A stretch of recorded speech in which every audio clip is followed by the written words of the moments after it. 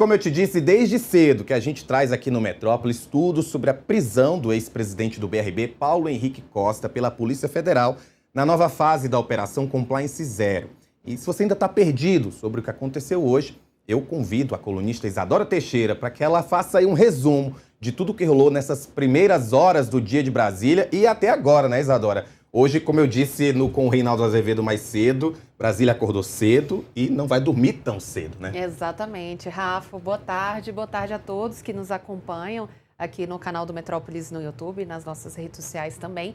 Bom, é isso. Hoje foi deflagrada pela Polícia Federal a quarta fase da Operação Compliance Zero, que investiga o Banco Master e, especificamente em relação ao BRB, o Banco de Brasília, a compra de carteiras de crédito fraudadas do BRB, que foram repassadas pelo Master, na verdade. Então, hoje de manhã, nessa quarta fase da Operação Compliance Zero, a polícia cumpriu 2 mandados de prisão de Paulo Henrique Costa, que comandou o Banco de Brasília entre janeiro de 2019 e novembro de 2025, ou seja, por um longo período, e de Daniel Monteiro, um advogado que trabalhava com Daniel Vorcaro e é apontado aí pela Polícia Federal, pelas investigações, como responsável por operacionalizar um esquema de pagamento de propina.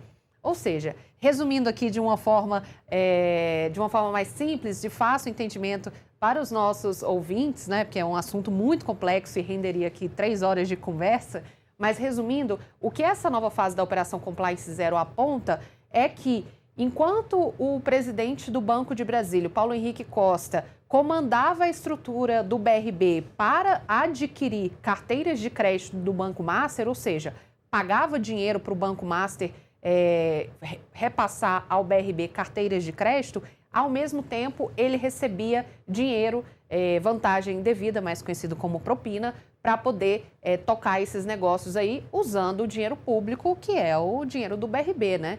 Então, o BRB entrou no meio desse caso porque comprou carteiras de crédito fraudadas, e o que a nova fase da Operação Compliance Zero nos revela hoje é que o então presidente do Banco de Brasília, responsável por essa estrutura, ele, na verdade, recebeu propina do Daniel Vorcaro, e é o que revelam aí as mensagens. Essa propina, segundo as investigações, foi paga por meio de 6 imóveis de luxo, sendo 4 em São Paulo e 2 em Brasília.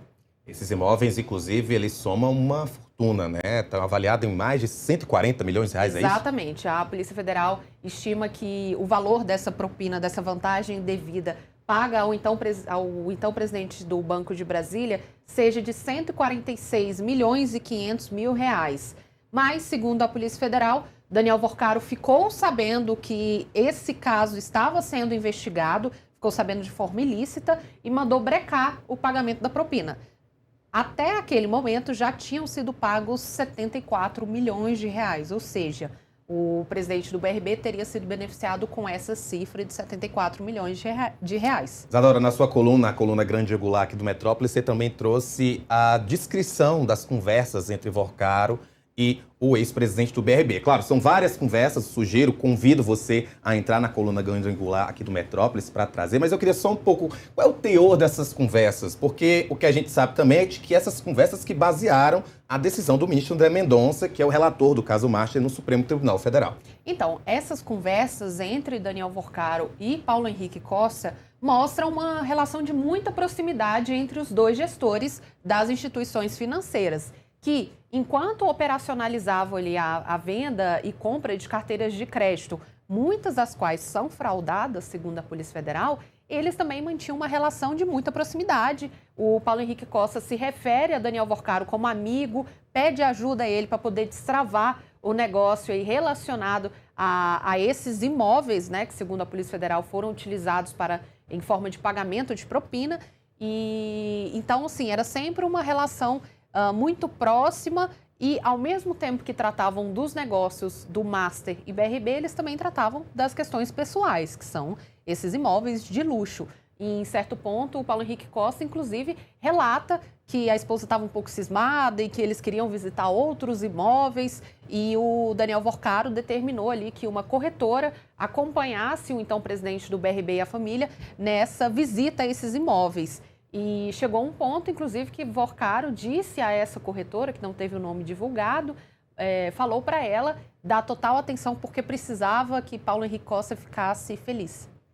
Isadora, o colunista Igor Gadelha trouxe na coluna dele de que Paulo Henrique Costa recebeu a Polícia Federal muito tranquilamente, aceitou ir tranquilamente, ele agora está na superintendência, deve ser levado para Papuda, a gente ainda não tem essa informação, não sei se já tem, se ele já foi transferido ou não, vai ser transferido para Papuda. O detalhe que eu queria saber era o seguinte, em relação ao Paulo Henrique, o que é que acontece a partir de agora? O que é que pode acontecer sobre essa prisão agora que aconteceu hoje durante a Compliance Zero? Então, o Paulo Henrique Costa foi preso na manhã desta quinta-feira, está na Polícia Federal neste momento, aguardando a audiência de custódia que deve ser realizada por um juiz ou uma juíza da Justiça Federal, né, por determinação do ministro André Mendonça, que é o relator do caso, e em seguida deve ser encaminhado para Papuda. Essa prisão não tem limite, assim, por enquanto não tem prazo previsto, e agora o que a gente precisa aguardar, primeiro, a delação de Daniel Vorcaro, que está sendo negociada com a Procuradoria-Geral da República e com a Polícia Federal, e também para saber se o Paulo Henrique vai falar alguma coisa no depoimento dele, né? Ele deve ser ouvido novamente. O Paulo Henrique já foi ouvido em dezembro do ano passado, logo após a primeira fase da Operação Compliance Zero. Na ocasião, ele negou qualquer ingerência, qualquer ilicitude nos negócios do BRB com o Banco Master. A gente lembra, inclusive, quem estava trabalhando aqui em dezembro, da acariação que foi pedida pelo ministro Dias Toffoli, quando ele ainda era relator do caso Master. Ou seja, o Paulo Henrique é uma figura conhecida desde que o escândalo estourou e a gente está fazendo essa cobertura desde novembro do ano passado, trazendo todos os detalhes. Então, de novo, convido você a entrar na coluna Grande Angular, escrita pela Isadora Teixeira. Mas, Isa, eu vou falar mais de Banco Master depois, não com você.